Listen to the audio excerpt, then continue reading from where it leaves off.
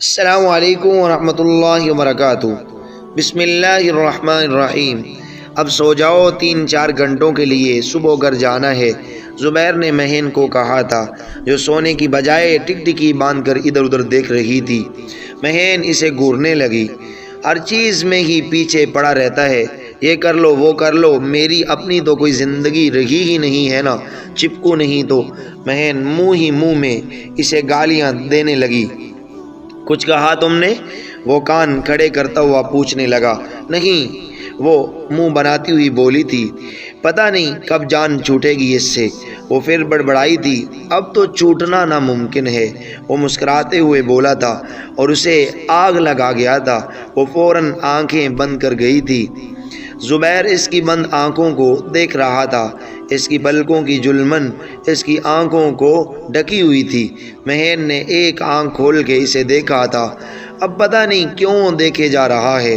وہ پھر بڑبڑائی تھی، جس پر زبیر کا کہکا گونجا تھا۔ زبیر نے ساری رات بیٹھ کر گزاری تھی، وہ کافی تھک چکا تھا۔ صبح مہین کو ڈسچارج کر دیا گیا تھا۔ محمد دین: جی سر، ناشتہ بنا دو، بہت بھوک لگی ہے۔ زبیر گھر آ کر محمد دین سے بولا تھا، جی سر، ناشتہ بن گیا ہے، بس لگاتا ہوں۔ اور میڈم کے لیے بھی لگا دوں کیا؟ نہیں، اسے تھوڑی دیر بعد ہلکا پھلکا کچھ دے دینا، ابھی وہ سو رہی ہے۔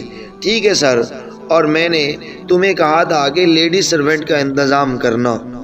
جی ہاں سر، میری بڑی بہن آئے گی شام میں، وہ کہہ رہی تھی جہاں کام کرنے کا۔ ٹھیک ہے، شام تک لے آنا۔ زبیر: ملک صاحب نے میٹنگ ارینج کی ہے شام تک، تمہارا جانا ضروری ہے، تم ہینڈل کر لینا یار۔ وہ سگریٹ کے کش لیتا ہوا بولا۔ یار صرف 2-3 گھنٹوں کی بات ہے، زین التجائی انداز میں بولا تھا۔ اچھا ٹھیک ہے، چل لوں گا۔ اور صدیقی نے پیمنٹ کی ہے؟ یار وہ بہت گھپلا کر رہا ہے، 2 ہفتے ہو گئے ہیں، ابھی تک پیمنٹ نہیں کی اس نے۔ اسے اندازہ ہے کہ وہ کس سے پنگا لے رہا ہے، اس سے تو میں اپنے طریقے سے بات کرتا ہوں۔ اب ہم ٹھیک ہے۔ زبیر زین سے بات کر کے کمرے میں آیا تھا تو مہین میڈم ابھی تک سوئی ہوئی تھی۔ اس نے گھڑی کی طرف نظر ماری تو 12 بج رہے تھے۔ اوف، یہ ابھی تک سو رہی ہے، وہ کمر پر ہاتھ رکھتا ہوا بولا۔ مہین اٹھو اور ناشتہ کرو، پھر میڈیسن بھی لینی ہے۔ وہ اس کے منہ پر سے کمفرٹر ہٹاتا ہوا کہنے لگا۔ اس کی نیند میں اب بھی کوئی فرق نہیں پڑا تھا۔ مہین اٹھو جلدی۔ وہ اس کا گال تپتپانے لگا۔ ہٹو نا، سونے دو۔ کیا ملک الموت کی طرح ہر وقت مجھ پر نازل رہتے ہو؟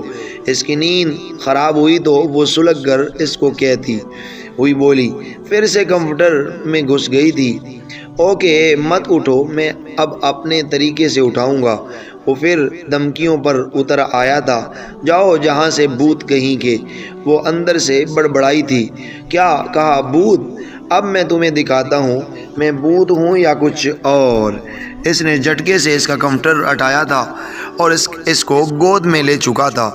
وہ جو ابھی اس سچویشن کو سمجھنے کی کوشش ہی کر رہی تھی، اس اچانک حملے پر آنکھیں پاڑے اسے دیکھنے لگی۔ چھوڑو مجھے، نیچے اتارو، وہ بچوں کی طرح ہاتھ پیر مارتے ہوئی بولی تھی۔ نہیں اتاروں گا۔ وہ اسے لے کر بیڈ سے نیچے اترا تھا۔ کہاں لے جا رہے ہو مجھے؟ جہنم۔ وہ اسے دیکھتا ہوا بولا۔ نہیں، وہ تو تم جیسے لوگوں کے لیے ہے، وہ بھی پٹاخ سے بولی تھی۔ جہاں بھی جاؤں گا تمہیں ساتھ لے کر جاؤں گا میری جان۔ وہ بھی کہاں باز آنے والا تھا۔ چھوڑو مجھے، گنڈا کہیں گا۔ ابھی تو کوئی گنڈا گردی نہیں دکھائی، اور کیا دکھاؤ گے؟ ہر وقت تو دکھاتے ہو۔ رہنے دو، اگر میں نے اپنے طریقے سے گنڈا گردی دکھائی تو تم رونے لگو گی، وہ معنی خیزی انداز میں بولا تھا۔ چپ کرو بےہودہ انسان، وہ اس کی بات سے جل بن کر بولی۔ وہ اسے واش روم کے پاس لا کر کھڑا کر چکا تھا۔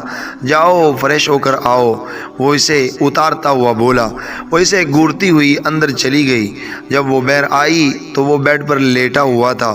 وہ اسے گھورتی ہوئی ڈریسنگ کے سامنے بال بنانے لگی۔ زبیر اس کے بالوں کو دیکھ رہا تھا جو انتہائی خوبصورت تھے، کمر سے نیچے تک آ رہے تھے۔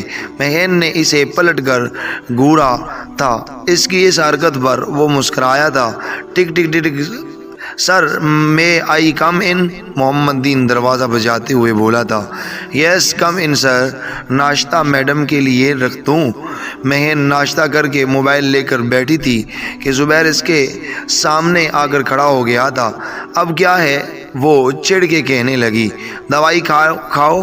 کھا لوں گی، ابھی کھاؤ۔ بولا نا کھا لوں گی، ابھی مطلب ابھی، ہٹلر نہیں تو۔ وہ اسے گھورتی ہوئی بولی۔ دوائی کھانے لگی۔ مہین موبائل سے نوشین کا نمبر ڈائل کر رہی تھی۔ ہیلو، کون؟ نوشین ان نون نمبر دیکھ کے پوچھنے لگی۔ ہیلو نوشین، میں مہین۔ مہین کیسی ہے یار؟ کہاں ہو؟ کب سے کوئی رابطہ نہیں۔ یہی ہوں یار۔ اس کی آواز سے اداسی جھلکی تھی۔ یہیں کہاں تمہارا مطلب؟ لاہور میں؟ ہاں تو مجھ سے ملی کیوں نہیں؟ کیا بتاؤں یار؟ بولتے بولتے اس کی نظر سامنے گئی تو زبیر ان کی باتیں غور سے سن رہا تھا۔ وہ اسے گھورنے لگی تھی۔ میں 5 منٹ بعد دوبارہ کرتی ہوں فون۔ یہ کہتے ہوئے اس نے فون کاٹا تھا۔ اب وہ زبیر کو گھور رہی تھی۔ کیا ہے، کبھی ہینڈسم بندہ نہیں دیکھا کیا؟ وہ اسے چڑھاتے ہوئے بولا تھا۔ زیادہ فالتو کی خوش فہمیاں مت پالیں، سمجھے؟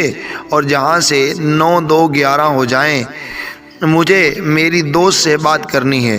ایسی کیا بات کرنی ہے جو میرے سامنے نہیں ہو سکتی؟ ضرور میری برائیاں ہی کرنی ہوں گی نا؟ آپ میری برائیوں کے بھی قابل نہیں ہیں۔ وہ اس کی آنکھوں میں دیکھتی ہوئی بولی تھی۔ اچھا اتنا برا ہوں میں؟ دعا کرو جلدی جان چھٹ جائے تمہاری مجھ سے۔ زبیر کے دل میں چبھن سی ہوئی تھی مہین کی بات پر، اور وہ یہ کہتا ہوا باہر چلا گیا تھا۔ مہین نے فوراً دروازہ بند کیا تھا اور واپس نوشین کا نمبر ڈائل کیا تھا۔ ہاں اب پوری بات بتاؤ مجھے، نوشین مہین سے کہنے لگی۔ مہین نوشین کو ہر بات بتا رہی تھی اور ساتھ ساتھ اس کے آنسو بھی نکل رہے تھے۔ یار یہ سب میری وجہ سے ہوا ہے، نوشین اداس ہوتی ہوئی بولی۔ تیری وجہ سے کیسے؟ یار جب تم اس کا فون نہیں اٹھا رہی تھی تو وہ یونیورسٹی آیا تھا۔ اس نے مجھے بہت ڈرایا دھمکایا، اسی لیے میں نے اسے سب بتا دیا تھا۔ وہ روتے ہوئی بولی تھی۔ رو مت، مجھے پتا ہے اس میں تمہاری کوئی غلطی نہیں ہے۔ وہ انسان ہے ہی ایسا، ہر کام میں گنڈا گردی کرتا ہے۔ گنڈا گردی کرنی اس کی عادت ہے۔ اس نے میری زندگی برباد کی ہے، اسے معاف نہیں کروں گی۔ مہین آنسو صاف کرتی ہوئی بولی تھی۔ اچھا رونا بند کر اب، مہین نوشین سے بولی تھی۔ یونی کب سے آؤ گی تم؟ یار 1-2 دن میں طبیعت ٹھیک ہو جائے گی۔ پھر کیا ہوا طبیعت کو؟ وہ فکر مندی سے پوچھنے لگی۔ برین ہیمرج ہوا تھا، مہین افسردہ سی ہو کر بتانے لگی۔ وٹ؟ کیسے؟ بس یار اس انسان کی وجہ سے۔ اچھا تم اپنا ایڈریس دو مجھے، میں ملنے آؤں گی تم سے۔ دیتی ہوں۔ ناظرین یہ ناول ابھی تک جاری ہے۔ اگر آپ کو یہ ناول پسند آئی ہے تو پلیز ہمارے چینل کو سبسکرائب کرنا مت بھولیے۔ ہماری ویڈیو کو شائع